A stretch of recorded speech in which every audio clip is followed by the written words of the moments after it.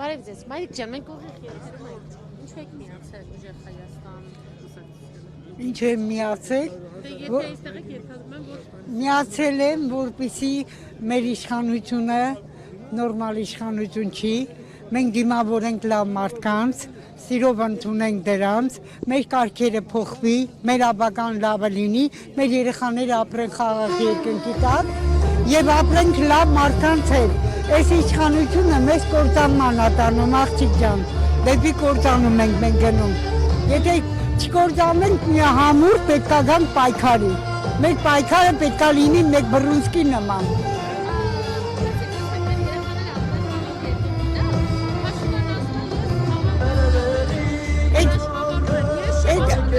Այդ ընդամենը խոսքեր էին, Մալիկ ջան, այդ խոսքերին բավական հավատանք, մեզ արդեն այդ խոսքերը տանում են են անդունդա, ինչքան մտածում ենք, դա խաբեբայություն է,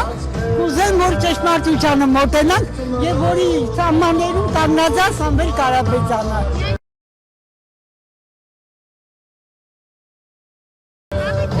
Այո, ես միան դրան եմ տեսնում, ուրիշ ոչ մեկի։